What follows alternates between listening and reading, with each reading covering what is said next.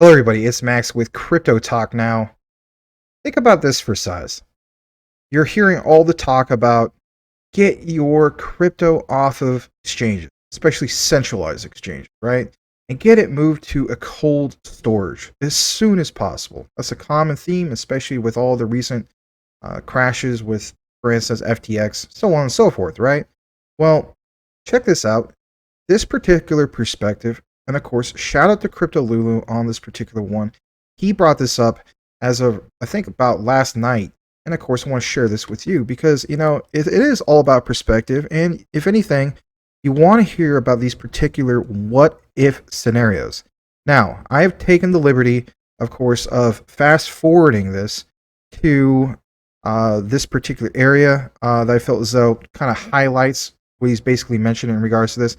And at the same time, another thing I wanted to point out basically is, it's not just with Ledger, right? It's just basically cold storage in general. So if anything, I'm going to go ahead and full screen this about roughly 5 minutes. And of course, we'll come back for some additional commentary in regards to this particular topic.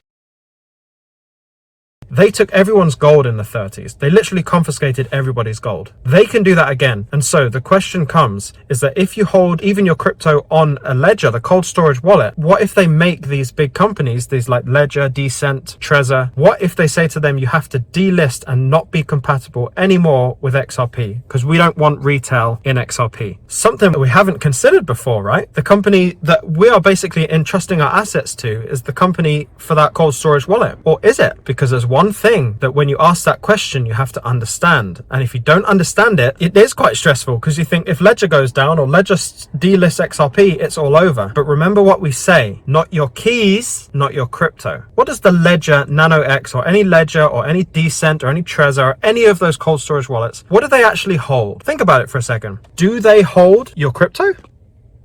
Actually, no, they don't. They hold the keys. They basically, it's like having the keys. The XRP ledger is the door, and behind the door is your crypto.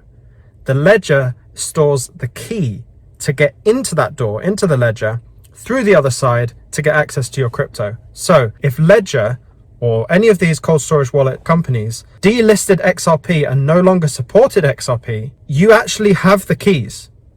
As long as you have the keys, you can get access to your crypto. So you don't actually physically need that device to get access to your crypto. That's interesting, right? Now the question should become, okay, but if all of the exchanges have delisted XRP and all of the cold storage wallets don't allow you to get access, they don't support XRP anymore, how do you get your crypto? How do you get directly onto the ledger to get the crypto? How do you make payments? How do you move XRP from one wallet to another in that capacity? Because we use that interface of Ledger and Trezor, and we use the device to actually do the sending and give us the app on the phone, on the computer. Until I got a message from someone. I put the name of his Twitter right up in here. He came through with an amazing answer to this question. Incredible. And he said he's a programmer, right? And he said he has actually sent a transaction from the XRP ledger, from his account in the XRP ledger, without using any system that you would typically use. He didn't use an exchange. He didn't use his cold storage wallet, but he transferred funds from one wallet to another directly on the XRP ledger. So it would be really, really good, in my opinion, to know how to do this yourself. He's a programmer. He understands how these things work. What he told me is that there is a library of resources. Again, right here, the link is in the description. The link will also be posted on my summary article of this video, which will be on the members only areas. You'll find that on Discord, Patreon, and the YouTube community tab. That's a new thing I'm going to do, by the way. I'm going to take these videos, transcribe them, make them in article form with all the links pointing to all the places, because sometimes putting the links in the description is really difficult. So that'll be all there as a resource for our members. And essentially what the XRP ledger have is a resource pack allowing you to be able to write a few lines of code in any given language that they support. There's loads, Python, JavaScript, there's all kinds of languages that they support, allowing you to be able to enter this code into a program. They give you the resources and a library of lines of code to be able to place in and edit as you need to, edit amounts, wallet addresses, and all of that kind of stuff, allowing you to be able to access your crypto and transfer your crypto to other wallets. But now you're thinking, Well, that's not enough. If XRP is delisted everywhere, if you just transfer XRP from one wallet to another, even if you use the XRP ledger directly, you're just resulting in XRP on the other side as well. And that's where it gets really interesting, because very recently, a stable coin on the XRP ledger was announced, right? That's stably USD, right? SUSD? I can't remember the abbreviation, but it's a stable coin, on the XRP ledger. And this is what he said. This is really interesting because you'll be able to transfer your XRP, convert it directly on the XRP ledger into the stablecoin if you wanted to use those US dollars. Because you can convert a stablecoin, the US dollar stablecoin on the XRP ledger, into dollars. It's 1-for-1, right? And so all of a sudden, those few lines of code, he said it's very simple. And I look at this much like, you know, back in the day in the 90s when you had all of your friends. For me, it was the 90s. For some of you, it might be a lot longer ago. But you used to remember all of your friends' phone numbers. You used to be able to call any friend you want because you had the number memorized. This is no different than that. Memorizing and understanding a few lines of code that you can write to access your crypto at any moment on the XRP ledger, even if the whole world comes down. I think that's incredibly valuable. So the threat of Ledger, the company, going down, or anything of that nature, the threat of all of that going down shouldn't be a worry. And it certainly won't be a worry for those who understand this 3 lines of code that you would need to do to be able to initiate a payment on the XRP ledger directly using code into a stablecoin if you needed to do that.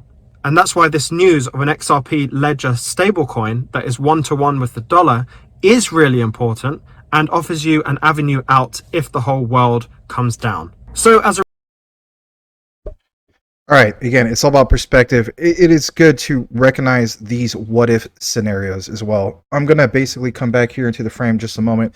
I want to elaborate for just a brief moment in regards to what he basically just said. So, I mean, that is, again, kind of like a worst-case scenario and so on. But if anything, I like how he put it into perspective. Because, the way he was able to break it down and so on, I'm thinking to myself, well, you know what? The 3 lines of code.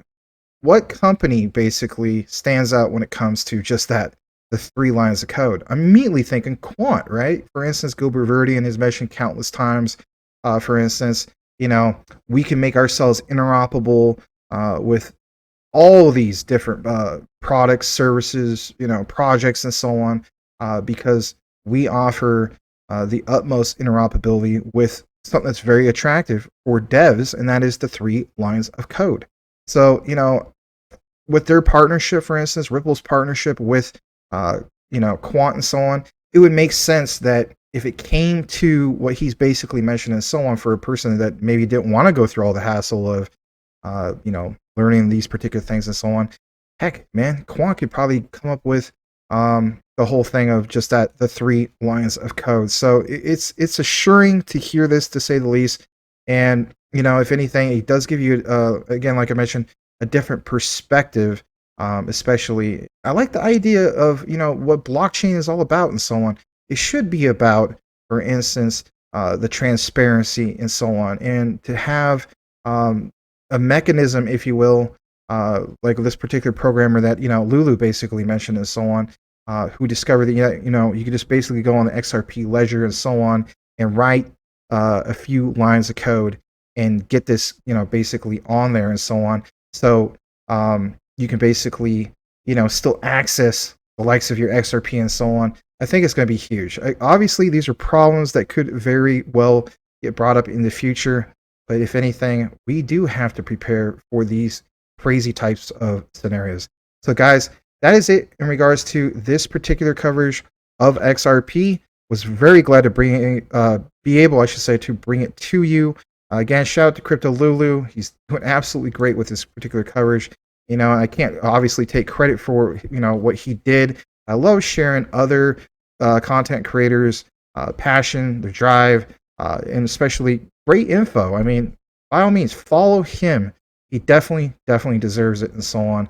Especially on Twitter, YouTube, and so on.